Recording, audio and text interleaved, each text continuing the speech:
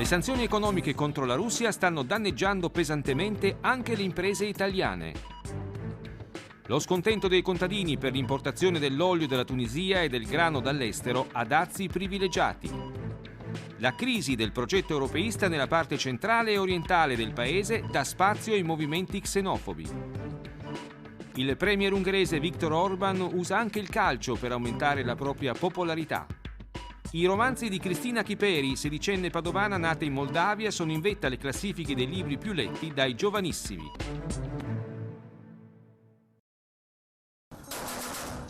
L'accordo per la tregua in Siria e il nuovo round di colloqui tra Berlino, Parigi, Kiev e Mosca sul futuro delle repubbliche secessioniste filorusse in Ucraina hanno rafforzato la posizione internazionale di Vladimir Putin. Il leader del Cremlino vuole soprattutto la revoca delle sanzioni economiche che l'Europa ha deciso dopo l'annessione della Crimea alla Russia, sanzioni che dovrebbero scadere il 31 luglio. L'economia russa, a causa di queste sanzioni, ma anche per il crollo del prezzo del gas e del petrolio, è in recessione.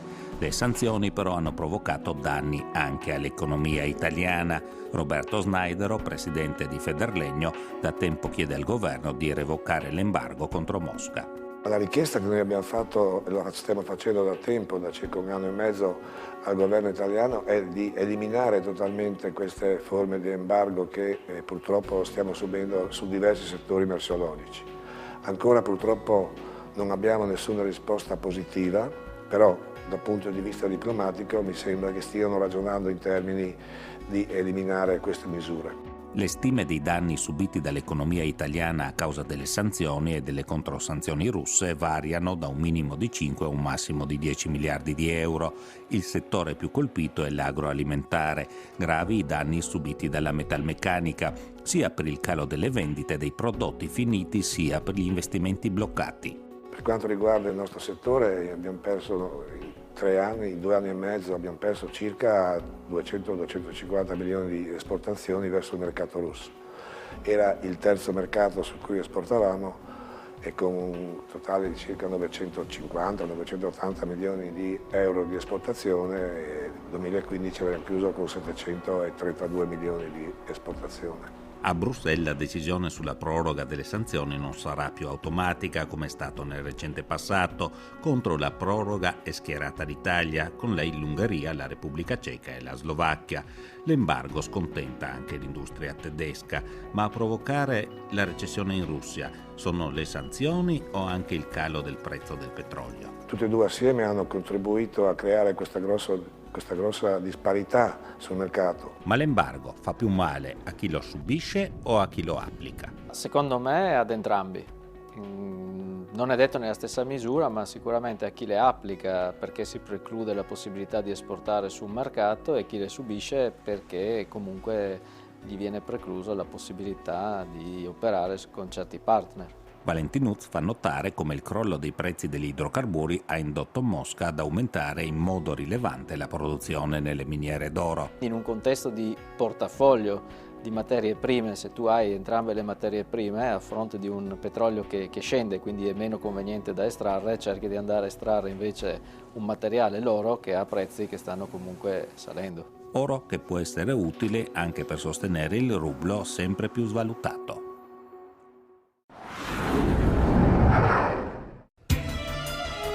Il vertice dei capi dell'Unione Europea con la Turchia sulla crisi dei profughi si è concluso con un nulla di fatto. Le decisioni sono state rinviate alla prossima riunione del 17 marzo. La Turchia, che ospita 2 milioni di siriani, afghani e iracheni, è disposta a riprendere i migranti che hanno raggiunto illegalmente l'Unione Europea da una certa data in poi, ma per ogni profugo siriano riammesso chiede che i paesi dell'Unione ne accolgano uno in modo legale dal suo territorio. Il premier Davutoglu ha anche chiesto 3 miliardi aggiuntivi, oltre ai 3 già previsti, per il 2018 che l'Europa dovrebbe stanziare a favore dei profughi ospitati in Anatolia e la liberalizzazione dei visti per i cittadini turchi. Nel frattempo, con la chiusura della frontiera tra Grecia e Macedonia, è stata interrotta di fatto la cosiddetta rotta balcanica, ma gli immigrati continuano a sbarcare sulle isole greche dell'Egeo. Qualcuno non ce la fa. In un ennesimo naufragio sono affogate altre 4 persone, tra di loro c'era lascerà un bambino di 3 mesi. L'Albania, il Montenegro e la Croazia temono che con la chiusura della frontiera macedone il flusso dei profughi possa spostarsi sull'Adriatico.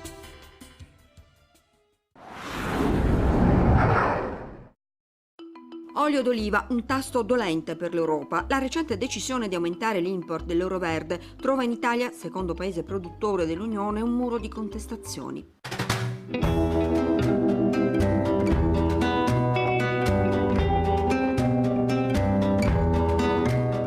Pomo della discordia la decisione del Parlamento europeo di aumentare l'importazione di olio d'oliva dalla Tunisia da zero fino a 90.000 tonnellate per il 2016 e il 2017. Una misura d'emergenza concessa per rafforzare l'economia del paese duramente colpito lo scorso anno da attacchi terroristici ed un riconoscimento alla raggiunta transazione democratica. Ma dietro alle pressioni delle regioni produttrici di olio d'oliva dell'Unione, l'Europarlamento ha approvato anche l'obbligo di origine del prodotto importato e il divieto di proroga del provvedimento. Il ministro delle politiche agricole Martina si dice soddisfatto. Il Parlamento ha fatto delle modifiche importanti ma non risolutive. Come sapete, questa è una discussione che si prende al tavolo di tutti i paesi. L'importazione dalla Tunisia, che riguarda tutti i tipi di olio d'oliva, mette in allarme i produttori italiani e pugliesi, regione con una produzione annua di 135.000 tonnellate. Il paese africano, dicono, non dovendo rispettare requisiti ambientali e fitosanitari, crea concorrenza sleale, abbassa la qualità e la sicurezza alimentare. E poi, ad insidiare il Made in Italy, ci sono anche le numerose frodi. Quella scoperta dalla Procura di Trani riguarda 2.000 tonnellate di olio extravergine di oliva, etichettato come italiano, proveniente da Grecia e Spagna, valore 13 milioni di euro, commercializzato in Puglia, Calabria e Umbria.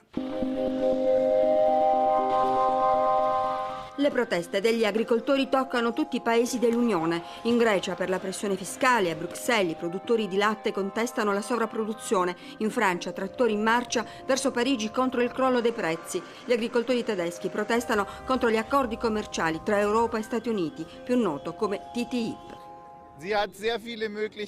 Siamo stanchi che il governo tedesco si concentri sulle esportazioni. A noi piacerebbe andare in un'altra direzione. Vorremmo fattorie invece che industrie. Non ne possiamo più di vedere tutte queste aziende agricole che chiudono. Abbiamo bisogno di norme chiare, in modo che gli agricoltori possano vivere dei loro prodotti.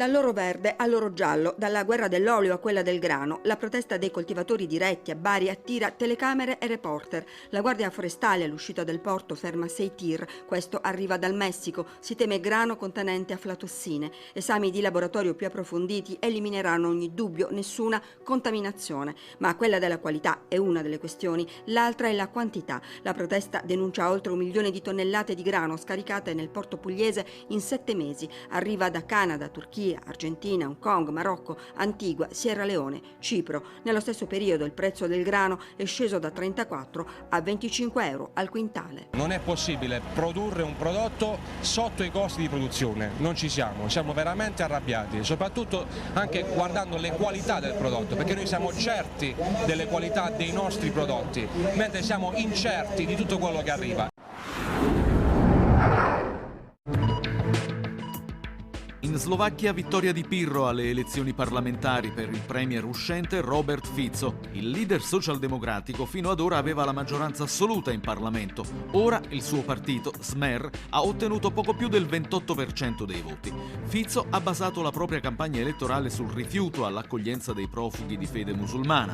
In una campagna elettorale impostata sul tema dell'immigrazione, però, il vero vincitore è stata l'estrema destra del Partito Popolare Slovacchia Nostra, guidato dal neonazista Marian Kotleba, che ha ottenuto l'8% dei consensi.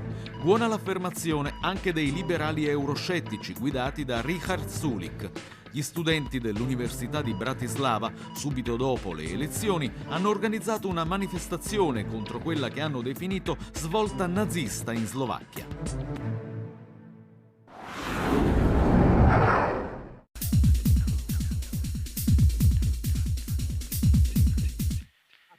Le blanc, il osztálva ezt a válságot, political Nell'Europa che fa ancora i conti con la crisi economica e che mette in discussione il trattato di Schengen, si rafforzano i partiti della destra nazionalista e il vecchio continente si riscopre più debole e vulnerabile. La giornalista Eva Giovannini ha raccontato le premesse di questo fenomeno in un libro. Europa Net Zero è un viaggio attraverso 6 paesi europei.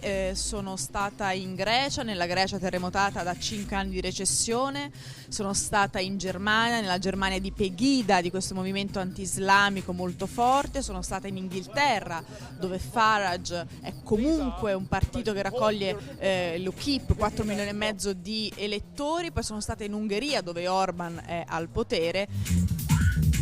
In Ungheria c'è anche un movimento che poi è diventato un partito che si chiama Jobbik. Jobbik significa i migliori, ma significa anche più a destra, ed è adesso il secondo partito d'Ungheria. Fa opposizione a Orban, ma da una prospettiva ancora più a destra, una prospettiva ultranazionalista, xenofoba e antisemita. Movimenti diversi con radici diverse, ma che nel cavalcare la paura generata dalla crisi e dall'inarrestabile flusso dei migranti trovano il loro punto in comune. Sono detti populismi patrimoniali perché soffiano sul fuoco della paura di perdere il patrimonio economico, quindi il welfare, la sanità pubblica, le pensioni, perché minacciati dagli invasori, ma dagli invasori sono minacciati anche i patrimoni valoriali, quindi la paura dell'Islam, di un'altra cultura, e tutti questi movimenti credono a chi si propone come difensore, no, di questo piccolo mondo antico, mi viene da dire, perché tutti vogliono ritornare alle vecchie frontiere nazionali, tornare alle monete nazionali. E se in questi mesi abbiamo visto srotolare chilometri di filo spinato lungo le frontiere interne dell'Unione Europea, frontiere che con Schengen avevamo imparato a dimenticare, anche se non governano, sostiene Giovannini, in parte questi movimenti hanno già vinto. Perché hanno dettato un'agenda che è fatta di temi ma anche di linguaggio, e non ci deve stupire quello che sta avvenendo in Danimarca, dove anche il Partito Socialdemocratico ha votato a favore della confisca dei beni agli immigrati, ai richiedenti asilo, perché lì ha già vinto la retorica dello straniero che va mandato via, e quindi i socialdemocratici, anche qualora avessero fatto battaglia in Parlamento, avrebbero già perso la battaglia culturale nel loro paese. L'avanzata dei nazionalismi non si ferma e anzi cambia forma. Se dovesse ripartire oggi per continuare il suo viaggio tra le destre, Eva Giovannini non avrebbe dubbi, comprerebbe un biglietto per Varsavia. Perché da pochi mesi è stato eletto un governo di destra nazionalista, e la Polonia è un paese chiave sia per la NATO che per l'Europa, ma è anche l'unico paese in cui queste destre diventano così forti, egemoni, e non c'è però un contesto di crisi economica. In 20 anni la Polonia non ha mai avuto un anno di recessione, quindi è ancora più interessante analizzare.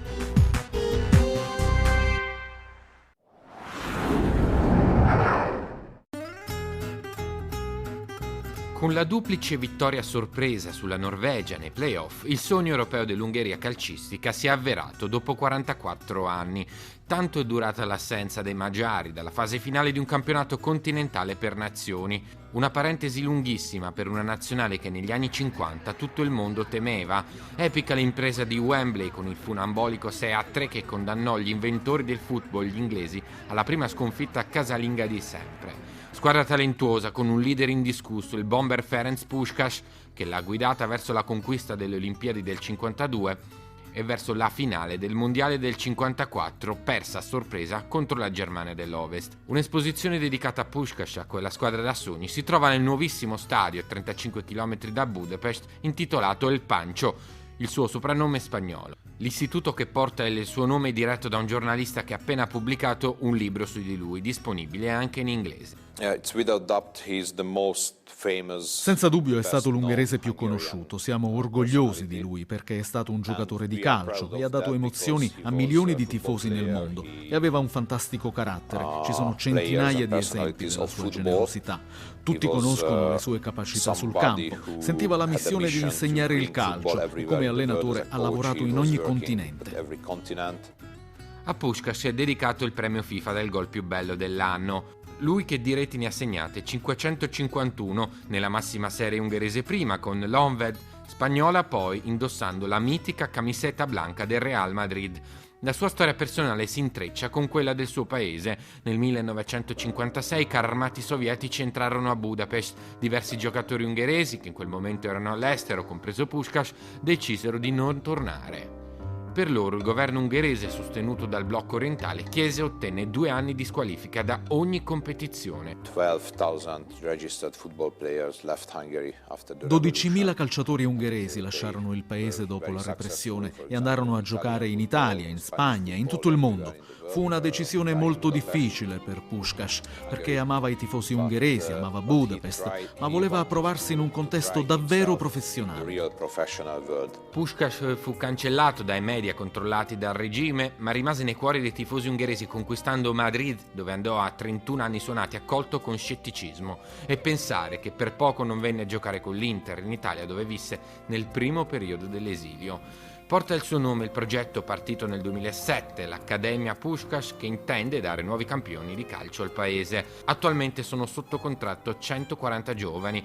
Gli impianti sportivi, compreso lo stadio, sono nel villaggio di Felcsút, a pochi metri dalla casa del primo ministro Viktor Orbán, descritto come uno sfegatato appassionato di calcio. Proprio lui volle questo centro quando era leader dell'opposizione, un'opera del valore di 300 milioni di euro, tutta con fondi privati, cui va aggiunto un piano nazionale di ristrutturazione degli stadi. Anche il calcio, insomma, è tra gli argomenti divisivi di uno dei leader europei più discussi.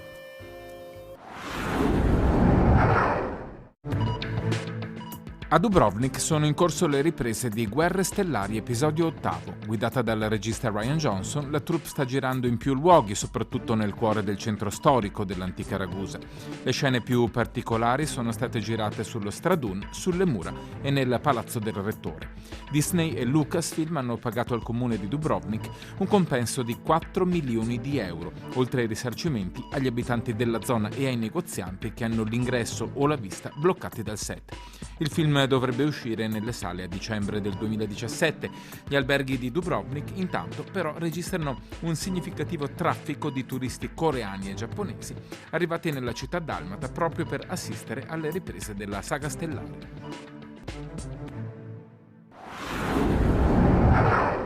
Ho cominciato tutto quanto per divertimento, quindi pensavo sì che sarebbe stata una storia qualsiasi, giusto per divertirsi un po', per pubblicare qualcosa sul sito. E sicuramente non mi sarei mai aspettata di arrivare addirittura a vedere il mio libro in una libreria. Cristina Chiperi, 17enne studentessa padovana, frequenta il liceo classico Marchesi e nel tempo libero si diletta a scrivere racconti, vicende d'amore dedicate agli adolescenti. Una storia di successo letterario, la sua, iniziata nell'estate del 2014, quando digitando sullo smartphone ha pubblicato i primi racconti, un Wattpad. Wattpad innanzitutto è una community disponibile sia sul sito internet sia come applicazione gratuita per il cellulare. Noi adolescenti ci iscriviamo gratuitamente, ma tutti comunque, cominciamo a dare sfogo alla nostra fantasia scrivendo queste storie, pubblicandole in capitoli, in varie parti che pubblichiamo in vari giorni. E con il tempo si creano delle vere e proprie storie, cose che ci succedono nella vita quotidiana, emozioni che proviamo per la prima volta, quindi ci sentiamo un po' a casa dentro questa community. E con il tempo si aggiungono visualizzazioni e magari si arriva anche a una pubblicazione in versione cartacea. In 1 anno e mezzo sul social è diventata la scrittrice italiana più letta, con quasi 20 milioni di contatti, tanto che il suo romanzo, nato sul cellulare, è stato pubblicato da Leggere Editore, il marchio che la Fanucci dedica al mercato emergente dai giovani adulti. La protagonista della storia è Chris, una ragazzina di 16 anni che viene obbligata dai genitori a trasferirsi a Miami, un'altra città. E in questa nuova città lei si troverà ad affrontare una nuova vita scolastica, dovrà conoscere nuove persone, ovviamente ci saranno i primi conflitti e anche le prime storie d'amore più importanti. E in particolare con questo Cameron, che fin dall'inizio si rivela, diciamo, un ragazzo antipatico, un po' scortese, che però poi si rivela più dolce con la protagonista. E nel primo libro è più che altro un'introduzione ai personaggi, poi nel secondo viene inserito anche un mistero e quindi la storia si fa decisamente più interessante. Mai di lei mai più, il titolo ispirato dalla canzone di Selena Gomez, è ora diventato una trilogia. L'ultimo capitolo è uscito in libreria una settimana fa e le 2 storie precedenti hanno già venduto 80.000 copie. L'intero racconto è ambientato in California, la scelta più ovvia per i teenager di oggi, cittadini del mondo, un po' come la stessa Cristina, studentessa padovana di origini moldave. Ci vado ogni estate lì per trovare i nonni, gli zii, perché tutti i parenti sono là e quindi ci vado spesso. hai raccontato di questo tuo successo, che cosa dicono? Sono tutti contentissimi ovviamente perché non se l'aspettavano, è stata una sorpresa un po' per tutti, perché comunque Wattpad è qualcosa di nuovo e quindi è una novità un po' per tutti, e addirittura vedere che qualcuno è riuscito a rendere la propria storia cartaceo è qualcosa di fantastico. A uno che vuole iniziare a scrivere, il consiglio che daresti? Innanzitutto di non dare troppa importanza, di non aver paura di esprimere i propri pensieri, di dare sfogo alla propria fantasia, di scrivere la storia che si è sempre sognato di vedere pubblicato in cartaceo e di andare sempre avanti senza mai arrendersi, perché comunque si troveranno sempre delle persone che tenderanno a criticare o a considerare la storia banale, però nonostante questo bisogna sempre andare avanti e portare a termine il proprio progetto.